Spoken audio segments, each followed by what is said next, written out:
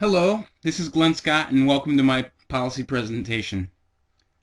I seek to answer the question, what are the factors that lead to lower rates of exclusive breastfeeding initiation and continuation to 6 months among black mothers compared to white mothers?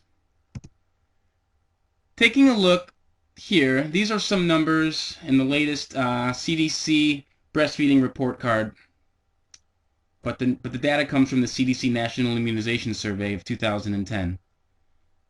These numbers are an improvement up in all three categories from 2000. There are concerns that babies are not being breastfed exclusively or for long enough durations, and when breaking down these numbers by race or ethnicity, we can see some very clear shortcomings among the black population. So as you can see in this graph, breastfeeding rates have been steadily increasing since 2000. And here we have the latest data on racial and ethnic differences in breastfeeding rates. And they show that in each of the birth years from 2000 and 2008, breastfeeding initiation and duration prevalences were significantly lower among black infants compared with white infants and Hispanic infants. Exclusive breastfeeding is still lower in durations of 3 and 6 months in all three groups. Exclusive breastfeeding in this case is exactly that. No solids, no water, only mom's milk. And then in this next section, you can see a graph which has exclusive rates which are well below national goals. All right.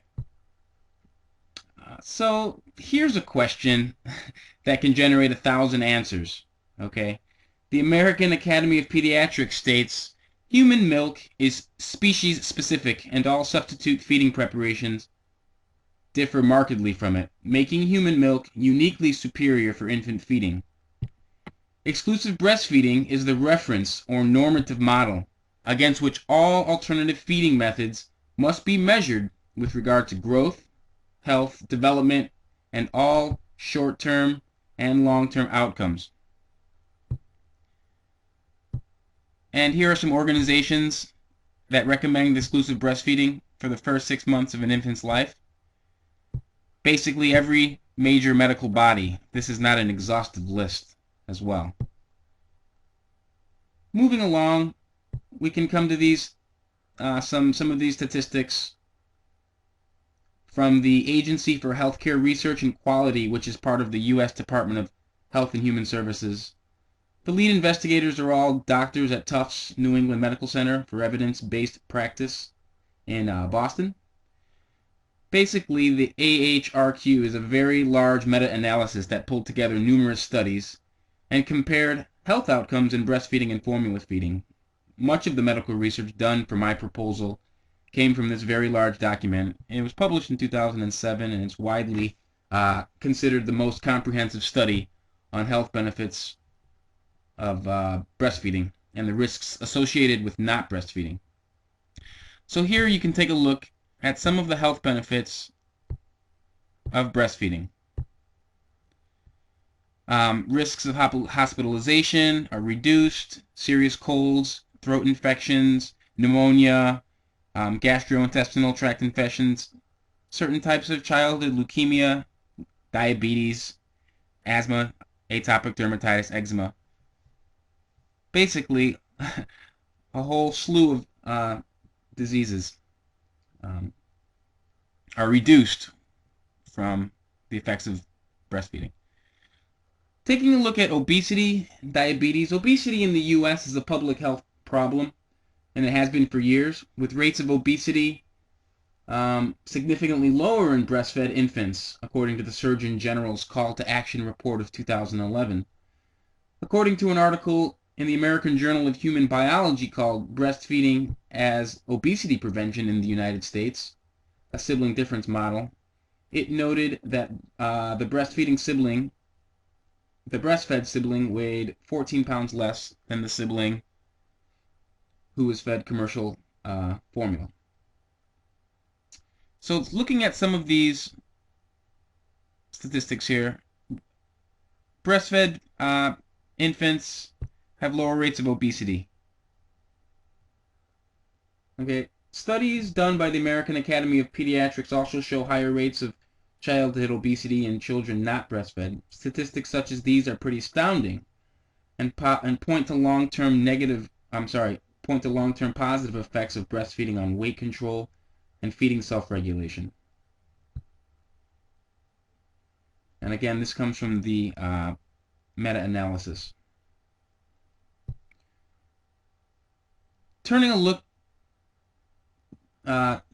to the leading causes of infant mortality in the first year of life. These are them. And I want to pay particularly attention just to two of these, being born too early and small, and SIDS.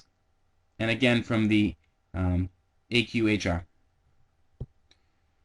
So feeding preterm infants human milk has several short and long-term beneficial effects.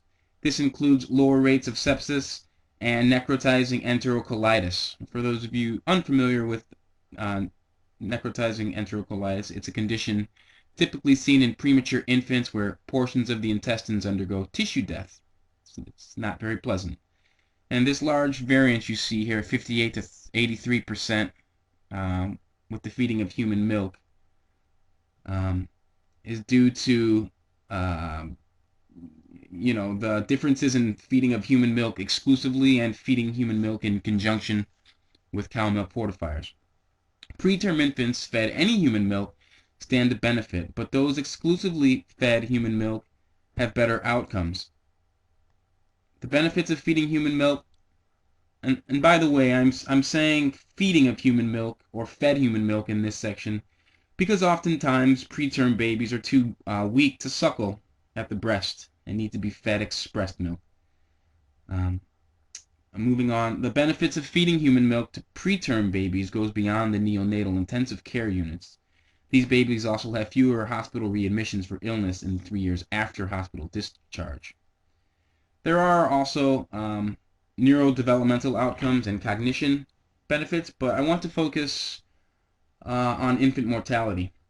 Another leading cause of infant mortality in the United States is sudden infant death syndrome. And here are some national statistics on SIDS. As you can see, it's the leading cause of death in the United States in infants aged 1 to 12 months and third overall. And black infants have a rate at twice that of whites. And this is according to the United States Office of Minority Health. SIDS is the third leading cause of death in black infants after low birth weight at number 1 and congenital malformations at number 2. So any increase in breastfeeding in the black population should have significant public health implications. And I want to briefly look now at some maternal health outcomes from a study done by the American Academy of Pediatrics. Okay, so SIDS and breastfeeding. Breastfeeding is associated with a 36% reduction in the risk of SIDS.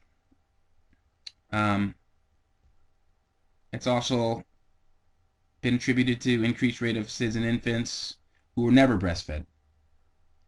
Increases in breastfeeding rates among black infants may lower the disproportionately high infant mortality rates associated with SIDS. And here are some maternal health outcomes associated with breastfeeding.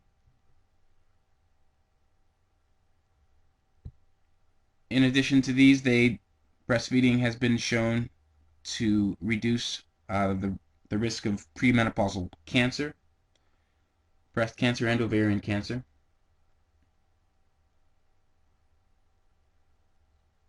Okay. So, diseases and conditions that disproportionately affect the black population. And I selected these. The elements I selected to discuss correspond to ailments that breastfeeding has shown to reduce. First one we'll look at is asthma. Rates of asthma later in childhood have been shown to be reduced if an infant is exclusively breastfed for at least 3 months after birth. Statistics on asthma rates in blacks from the Office of Minority Health give you those statistics. As you can see, all of these statistics are disadvantageous for black children. Diabetes. Again, you can see here that African Americans were 2.2 times as likely as whites to die from diabetes, and twice as likely to have been diagnosed with diabetes. Moving along to obesity, 80% of women and girls, 80% of black women and girls are likely to be obese as compared to white girls. About 4 out of 5 African American women are overweight or obese, and breastfeeding has been shown to lower rates of obesity as well. Infant mortality. The infant mortality rate is 2.3 times the infant mortality rate of whites in the black population. And black infants are 4 times as likely to die due to complications related to low birth weight as compared to non-Hispanic whites. Even mothers who have over 13 years of education, the infant mortality rate was almost 3 times that of whites in 2005. So looking at how breastfeeding has been proven to help alleviate so many conditions and diseases in black infants, children, and adults, statistics such as these are even more troublesome. In essence, black infants are being born too soon or too small or too sick, and they would greatly benefit from the immunities and nutrients in breast milk. Moving along to my research design, I want to look at this now. The factors that contribute to lower breastfeeding rates in black infants are not well understood, and the research that seeks to learn about these factors will mainly take the form of focus groups. 2 sets of focus groups will take part in the study in 2 separate satellite cities of Chicago, Evanston and Aurora in Illinois. These have been chosen for this initial study because of their diversity and sociodemography. These focus groups will contain 8 women per group. There will be 6 groups total in each of the cities. This means that 96 women will take part in the study. Of the 6 groups in each city, 3 will consist of all white women and 3 will consist of black women. These 3 groups of both races will be broken down further into levels of education. For example, one group of 8 will consist of no college, another group of 8 will consist of some college, and the last group of 8 will consist of college graduates at or above the bachelor's level. All of the eventual participants will be chosen before they give birth and must have the intention of exclusively breastfeeding their baby to 6 months. And here's an example of a breakdown in a single city. This table, by the way, will apply to both cities. Looking at my methodology, participants in focus groups must have the same due dates plus or minus 6 days. I wanted to use focus groups because focus group interviews allow group dynamics and help the researcher capture shared lived experiences, accessing elements that maybe wouldn't be available in other types of research. And it permits researchers to uncover aspects of understanding that remain hidden sometimes. And the interaction among the participants themselves leads to more emphasis on the points of view of the participants than those of the researchers. So, moving along with the methodology, participants in groups engage in discussion with open-ended questions from the researcher. And these questions will entail feelings about breastfeeding, difficulties, support or lack thereof from partners, family, etc., barriers to breastfeeding, time constraints, health, jobs, and employment concerns. As sessions progress, participants should feel free to express their insights on breastfeeding and how the experience is the same or different from their expectations. Researchers will record all of the sessions and begin to analyze data after each session. Looking at the analysis, the focus group session recordings will be transcribed and stripped of non-essential words and phrases, and then this data will be compiled into sections or groups of information. And these will then be coded or these will become the codes used for the indexing. And these codes will be consistent phrases, ideas, or expressions common among the research participants. The researcher will formulate the code so as to have a broad and simplified view of the themes from the focus group sessions. The exit questionnaires will be analyzed in a similar fashion. The exit questionnaires, which I didn't get to for lack of time, would be given to women who leave the study before 6 months if they stop breastfeeding before that time. Okay, some of the potential challenges with this research are finding enough participants to take part in the focus groups, regular recruiting, offering some type of compensation would have to be done. Participants not being able to make group sessions, again, this could be alleviated through the use of Skype or some type of voice over internet protocol. Assuming a consensus on a particular subject when not everyone has spoken on the subject. I think that is a problem that might come up. Groupthink among participants, social desirability bias, and researcher bias in the coding process or researcher overanalyzation. These two biases or these two challenges could be overcome by using a third party to code the research, so it's not for the researchers to bias. Some of the limitations would be that participants are limited to women with the intention to breastfeed exclusively.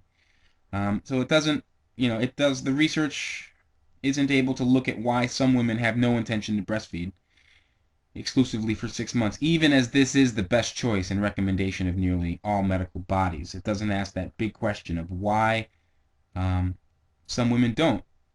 It's going to focus mainly on why women who do intend to breastfeed fail. And this research doesn't look at other ethnic groups.